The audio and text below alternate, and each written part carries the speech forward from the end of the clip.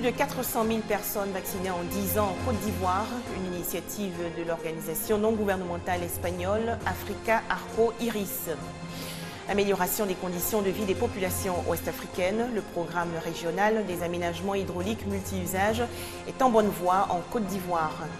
Enfin, le Premier ministre israélien Benjamin Netanyahou va-t-il rester aux commandes du pays? Les législatives auront lieu le 17 mars prochain. Bonsoir et soyez les bienvenus sur ce plateau.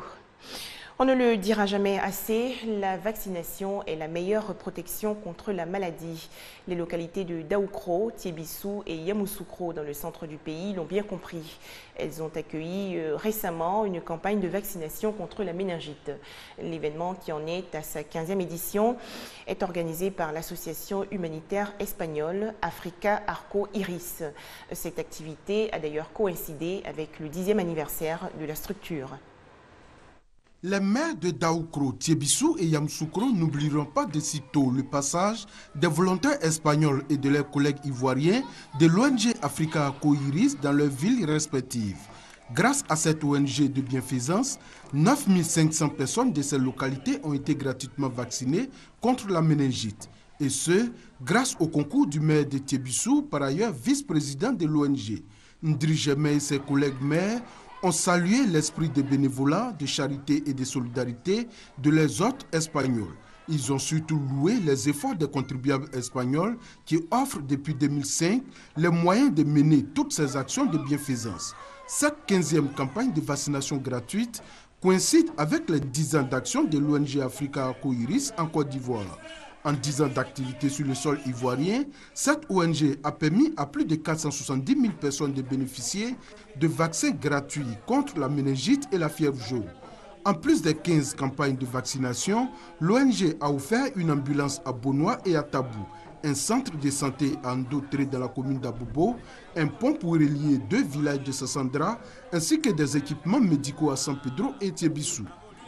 Répondant aux doléances du maire de Yamoussoukro qui a sollicité la transformation des dispensaires en centres de santé avec la création de maternités en Jouessi, Dioulabougou et Bonzi, ou l'équipement de la maternité de Lobakro pour la rendre fonctionnelle, le président de l'ONG Africa Arco Iris, Jesus Mejia, a promis solennellement d'engager une initiative forte au profit de Yamoussoukro.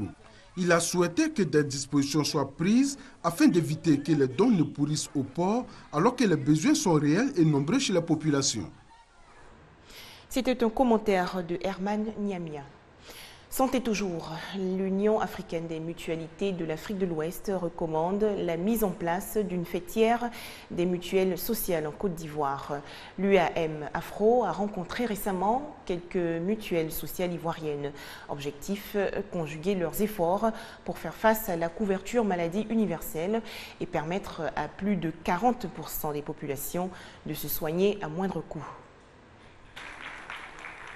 44 mutuelles de santé de Côte d'Ivoire unies pour la couverture maladie universelle. Une recommandation faite par le spécialiste de la mutualité française, Thierry Baudet, pour l'efficacité des mutuelles sociales ivoiriennes dans la gestion de la couverture maladie universelle initiée par le gouvernement. Ces 44 mutuelles de santé vont procéder à la mise en place d'une fêtière de mutuelles sociales, une stratégie idéale pour permettre à plus de 40% de la population de souscrire à l'assurance maladie. Créer une fêtière pour effectivement avoir un cadre de concertation et surtout un cadre de formation à la bonne gouvernance pour pouvoir mieux se déployer partout où se trouvent des populations vulnérables afin de leur expliquer l'intérêt qu'il y a de se faire assurer. Les mutuelles sociales ont été encouragées par Albert Flendé, conseiller spécial du président de la République chargé de l'emploi et de la formation professionnelle, représentant le parrain de la cérémonie, Amadou Gon Coulibaly, secrétaire général de la présidente de la République de Côte d'Ivoire. Albert Flendé a invité les mutuelles sociales à se mobiliser pour la couverture maladie universelle et permettre aux populations de se soigner à moindre coût. Un message bien perçu par les responsables des mutuelles de santé de Côte d'Ivoire. Cette couverture maladie universelle, elle vient à point nommé, en ce sens que nos parents ont des difficultés pour se soigner, parce que la santé avant tout. C'est pour ça que les mutuelles doivent être vraiment unies. À plusieurs, nous pouvons fédérer nos capacités, nos compétences pour réussir la mission que nous nous sommes assignés. L'enrôlement pour la couverture maladie universelle a débuté depuis le 1er janvier 2015 et plus de 11 millions d'habitants devront être assurés d'ici à 2021. Un reportage de Doigt de Laser. Un projet pour améliorer les conditions de vie des populations de la zone ouest-africaine. L'Union économique et monétaire ouest-africaine a initié un programme multi-usage pour la réalisation de la sécurité alimentaire.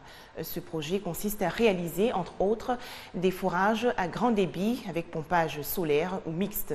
Le ministère des Infrastructures économiques et l'Office national de l'eau potable veillent au bon déroulement des travaux. Accroître l'accès à l'eau potable à des populations et parvenir à la sécurité alimentaire dans les 8 pays de l'UEMOA, c'est le défi que veut relever le ministère des Infrastructures économiques, l'ONEP et la Commission de l'UEMOA. Cela est possible grâce au programme régional des aménagements hydrauliques multi-usages. En Côte d'Ivoire, la phase pilote de ce programme va démarrer à Nambingué dans le département de Ouangolo. Les populations de Nambingué pourront bientôt avoir des châteaux d'eau, des parcelles aménagées, des étangs piscicoles, entre autres.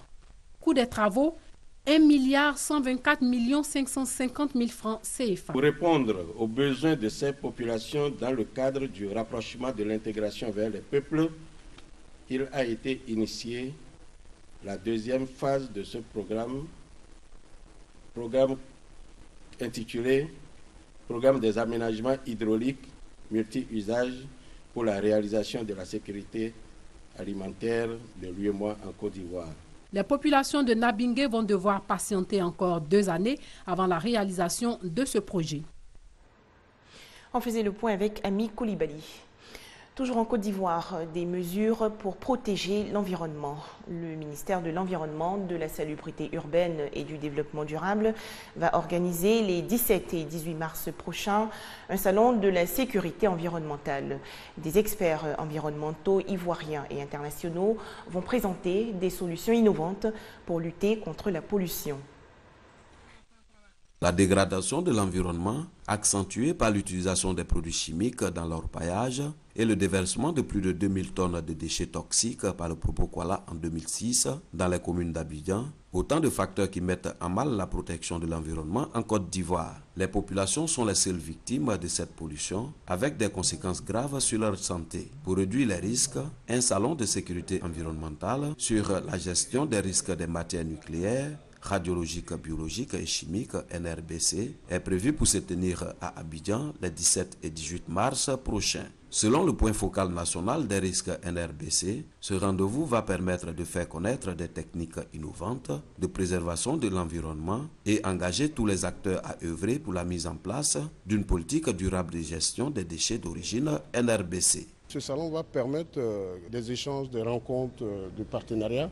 Et il y aura tout ce qui a trait aux nouvelles technologies qui concernent les emballages, vu que nous avons un décret désormais qui interdit l'utilisation des sachets plastiques en Côte d'Ivoire. Donc ça va être un grand rendez-vous. Nous allons faire un retour d'expérience sur le déversement des déchets toxiques en 2006 et rechercher les voies et moyens pour le renforcement des capacités d'intervention. Le salon de la sécurité environnementale sera ponctué par une table ronde au cours de laquelle des exercices de simulation seront réalisés par des experts français et marocains en vue de renforcer les capacités des structures en charge de la protection de l'environnement à faire face aux éventuelles menaces de pollution. Des précisions de Doigt de Laser. Dans l'actualité nationale également, la tenue prochaine du tout premier salon international de l'originalité et de la propriété intellectuelle d'Abidjan. La rencontre va se tenir du 2 au 5 juin prochain et les travaux vont porter sur la gouvernance juridique de la propriété intellectuelle et efficacité de la protection. Conférences, ateliers et animations de stands pour permettre aux populations de distinguer les produits authentiques des contrefaits. C'est l'objectif de la première édition du Salon international de l'originalité et de la propriété intellectuelle d'Abidjan. Les organisateurs affichent alors leur engagement à lutter contre la contrefaçon et la piraterie des œuvres de l'esprit. Le phénomène de la contrefaçon et du piratage sévit. Ce phénomène sévit chez nous, ailleurs déjà, mais chez nous également. Donc c'est un enjeu crucial pour les États, c'est un enjeu crucial pour l'État de Côte d'Ivoire aussi. Parce qu'un État dans lequel la protection des créateurs n'est pas suffisamment assurée, eh bien c'est un État qui se condamne à plomber son économie, son activité culturelle, sociale, son développement. Selon un rapport de l'industrie du textile en Côte d'Ivoire, le phénomène de la contrefaçon fait perdre à l'État plus de 20 milliards de francs CFA par an. Ce salon vient appuyer les efforts du gouvernement dans la lutte contre ce phénomène. Plus d'une dizaine d'entreprises y sont attendues. Un commentaire de Franck Quadio. En France, des inculpations dans l'affaire des attentats de Paris. Deux proches de Hamedi Koulibaly, l'un des auteurs de l'offensive, ont été écroués après leur mise en examen dans l'enquête sur ces attaques menées par 3 djihadistes. Pour ou contre Benyamin Netanyahou, les Israéliens sont appelés aux urnes le 17 mars prochain pour des législatives. Les populations vont décider si le Premier ministre israélien reste ou non aux commandes de l'État hébreu. Israël s'apprête à voter pour renouveler son Parlement. Près de 6 millions d'Israéliens pourront élire le 17 mars les 120 députés de la Knesset dans le cadre d'élections anticipées provoquées par le Premier ministre Benyamin Netanyahou. Des élections qui ne devraient pas le pousser à quitter le gouvernement qu'il dirige depuis 2009. Tant qu'il garde ce système électoral, il y aura toujours les mêmes blocs, les mêmes alliances. Nous manquons d'un leader qui agit avec des intentions pures. Dans ce système parlementaire, deux blocs principaux s'affrontent. Une alliance de gauche et du centre, l'Union sioniste, et à droite, le Likoud, le parti de Netanyahou. Même si l'Union sioniste obtient plus de voix, l'actuel Premier ministre aura plus de chances de former une coalition avec la myriade de petits partis de droite. C'est sûr que Netanyahou est la grande question. C'est un leader depuis tellement d'années. Pendant ces 20 dernières années, il est devenu Premier ministre en 1996 et depuis, il a été Premier ministre en Israël pendant 9 ans en totalité. C'est beaucoup. Je crois que c'est la deuxième plus longue période dans l'histoire de l'État d'Israël. Face à Netanyahou, les partis de gauche n'ont pas réussi à faire émerger de véritables leaders. Le parti travailliste historique a dû faire alliance avec l'ancienne ministre centriste Tzipi Livni pour former l'Union sioniste, créditée de 22 à 24 sièges dans les sondages. On voit chez les Israéliens une baisse de l'attachement au parti et plus d'attachement à une personnalité. Parfois, cela n'a pas d'importance d'appartenir à tel ou tel parti, mais on va chercher plus un leader charismatique qui va résoudre tous nos problèmes. Malgré ses grandes chances de rester au pouvoir, Netanyahou pourrait perdre des voix à droite et donc devoir orienter sa politique pour satisfaire un peu plus les partis religieux et radicaux. Drame en Birmanie. Un ferry apparemment surchargé et transportant plus de 200 passagers a coulé aujourd'hui au large de l'ouest du pays. On dénombre 33 morts et 12 disparus. La région de Valparaiso au Chili en état d'urgence. Un gigantesque feu de forêt s'est déclaré hier, faisant un mort et une quinzaine de pompiers blessés. Environ 7000 personnes ont été évacuées de la zone. Enfin, comment soulager son stress lorsqu'on est un expatrié aux Émirats Arabes Unis?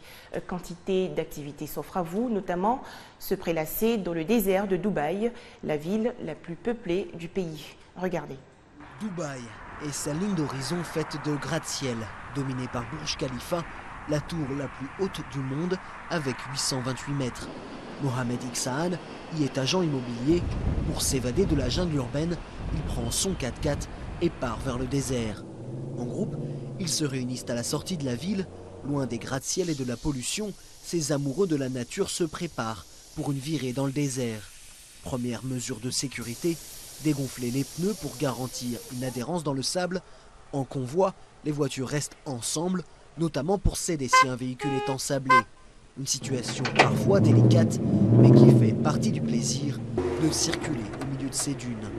Et pour garantir des escapades en bande, ils se retrouvent sur Internet. Un des sites, Abu Dhabi Off-Roaders, réunit 5000 amateurs.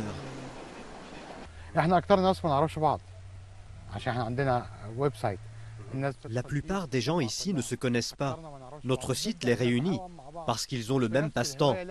Nous aimons tous les voitures. Nous aimons tous le désert et l'aventure. À la tombée de la nuit, il est temps d'installer le campement. L'objectif est simple, profiter du calme et de la beauté des lieux. Le désert a un charme différent, particulièrement le soir, quand tout se transforme. Il n'y a pas de bruit de voiture. On ne s'inquiète pas de la pollution sonore laissée derrière nous à la ville.